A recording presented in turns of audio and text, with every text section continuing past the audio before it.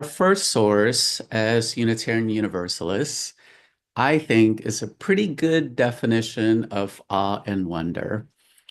It says that we draw from the direct experience of that transcending mystery and wonder affirmed in all cultures, which moves us to a renewal of the spirit and an openness to the forces which create and uphold life.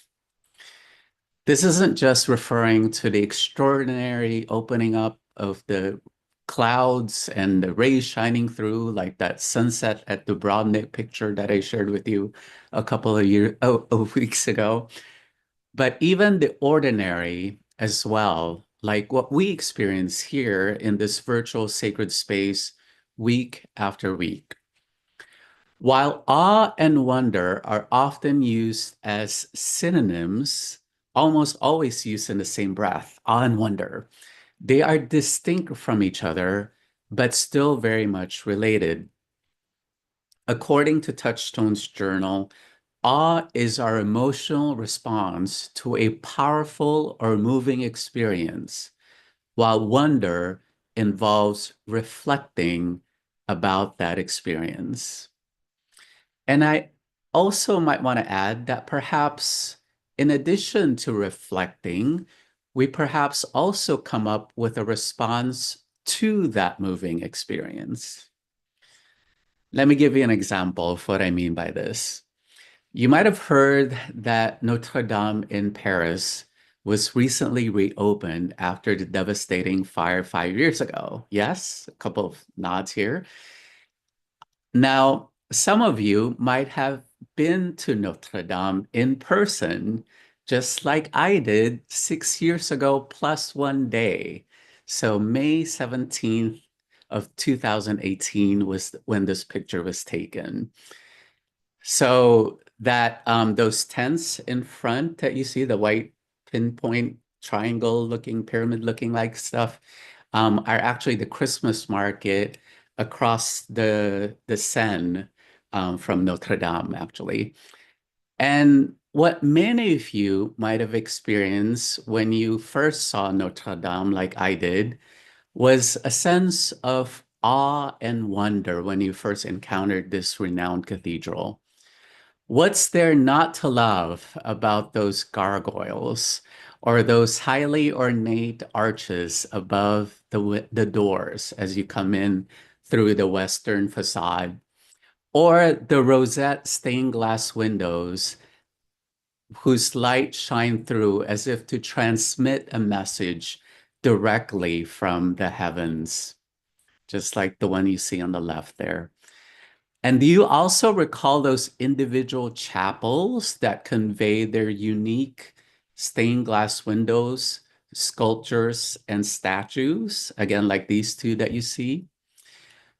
The first time I was there, I distinctly recalled hearing a woman who I assumed was of African descent singing her heart out spontaneously in a language I don't speak and a tune that is unfamiliar to me.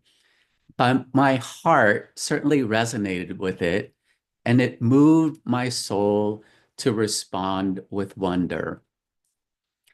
Wonder was her response to awe as she reflected and prayed on whatever it was that moved her to sing, and the ripple effect of the awe of her singing and the architecture itself also became a moment of wonder and awe for me. From wonder to wonder, we move through life. To be honest, I still can't decide which one is actually my most favorite church building in all the world. I heard that Reverend Sean was also into church buildings, actually. It's between Notre Dame and the Sagrada Familia in Barcelona. So those two kind of rank up there for me. But to this day, I'll still never forget that moment at Notre Dame, hearing that wonderful music being sung spontaneously. Speaking of favorites, now I'd like all of you to participate in a survey. So Matt's going to put that up on our Zoom screen here. And the question is, What is Rev J's favorite fruit? The first option is mango.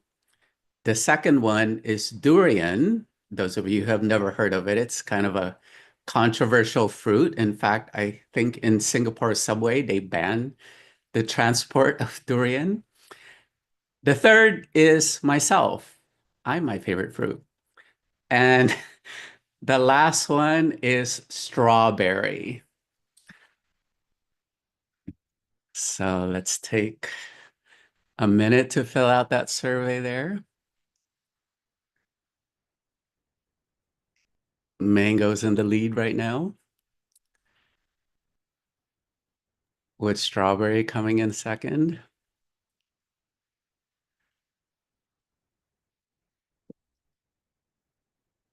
All right. I'm going to end the poll in 3, 2, 1. Survey says mango is the number one answer. Strawberry is number two at 28%, followed by durian at 15%, and myself at 12%. The answer is all of the above. It's kind of complicated. It depends on which day I wake up and which side of the bed I wake up in. But for today's purpose, I'm going to go with strawberry because that's the chapter that Robin Wall Kimmerer wrote in her book called Braiding Sweetgrass, which many of you have probably read because I believe the Reconciliation Working Group put together a book study last year. I must say, though, that growing up in the Philippines, there weren't many strawberries on my radar. I mean, this fruit wasn't even on my radar because they grow mostly in cooler climates. However, when my family settled in Southern California when I was about 11 or 12, there were strawberry fields close to where I lived. And I remember every spring, late spring, I looked forward to buying baskets of fresh strawberries and took advantage of that very short window when they sold fresh strawberry pies at this restaurant called Marie Callender's. I don't think they have any of those here in Canada. But did I also mention that they had strawberry shortcakes at fairs and festivals? Oh my, I was in strawberry heaven, I tell you. And the ones that you get from the grocery stores, they just don't even compare because most of those have been flown in from who knows where. And before they get to to the grocery store, the strawberries haven't even ripened yet. So you really miss out on the smell and the flavor of strawberry at its peak. Hearing Kimmerer describe the taste of strawberries, which probably look like these in her book, these are much smaller, yet sweeter and packs in all of nature's goodness. Reading about it in her chapter just makes my mouth water. And the best part, according to Kimmerer, or according to me anyway, I think it's the best part, is that it's free. Now, free is my second most favorite four-letter F word. I'll leave you guessing. I see a few smiles already. So I bet a few of you know what my first favorite four-letter F word is. Unless, of course, it's free unless it's growing in someone else's backyard, which Robin covers in her book as well. Then this becomes known as trespassing and stealing, right? And really, that whole concept is foreign to indigenous people of private ownership because the indigenous folks have a very different relationship to Turtle Island than the Western model of land ownership. For indigenous folks, everything is Earth's gift to us. Yet we humans have found ways to commodify it over the years. And that's the difference that she makes between a gift economy on the one hand and a market economy on the other. In a gift economy, wonder becomes our response to awe, and our reflection turns into gratitude and a commitment that we will do everything we can to respect our mother, the earth, and everything we can to honor what Robin calls an honorable harvest by not taking more than we need, and again, promising to take care of the earth as much as possible.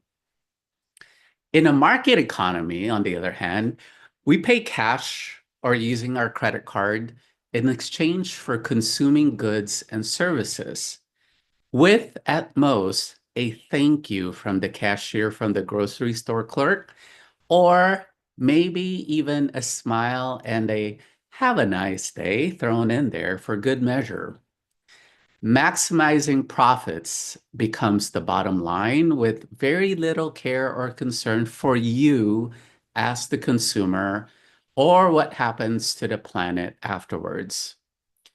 Perhaps this is what led to a movement in the early 1990s called the Voluntary Human Extinction Movement, founded by Les Knight, whose idea is for humans to stop breeding so that eventually our species will die out because, unlike, well, similar, I should say, to the premise of the movie The Matrix, we humans are seen as the virus, and we're the ones that are causing this planet to die out, which means that nature will survive much better without us, is the premise of that whole movement. Now, to my surprise, Kimmer doesn't subscribe to that, and she's much less misanthropic than I thought, because she says the grassy meadows tell us that for sweetgrass, human beings are a part of the system, a vital part. Humans participate in a symbiosis in which sweetgrass provides its fragrant blades to the people, and people, by harvesting, create the conditions for sweetgrass to flourish. In other words, we humans still have a role to play in our ecosystem, and that is one of reciprocity. It is our responsibility to uphold an honorable harvest. So I want to kick that concept up a notch from the literal harvesting of plants and fruits to a metaphoric one. We all know, of course, that our world and our planet is hurting right now. And yes, it's mostly thanks to what we've done as human beings to our own home. But, Kimmerer reminds us, even this wounded world is feeding us and giving us moments of wonder and joy. This quote that I read as the reading earlier came out right after the US election in my Grateful Living word for the day email. And it just so resonates with me because I feel like our response to the awe that we experience and the joy that we receive is to give back joy to the earth and to one another. This, I believe, is what a wonderful and what an honorable harvest entails. What a concept, the Sunday of Advent, when we just lit that candle representing joy behind me. Spreading joy to the world is our response to awe, even during the season of the darkest of nights. So I'm going to end with a reading, and not that I'm necessarily enamored with my own work, but I do feel like it's an appropriate ending for what I just talked about. And it comes from the same book that Donald used for his reading for the meditation earlier. And it was edited by Jackie James and your former minister, the Reverend Mark D. Morrison Reed.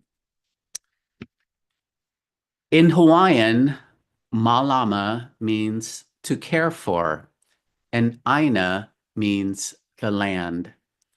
We are admonished to care for the earth because the earth has shown great care for us by providing us with food, shelter, and healing energy. Each year, millions come to Hawaii to find rest, comfort, and nurture for their overworked bodies and tired spirits.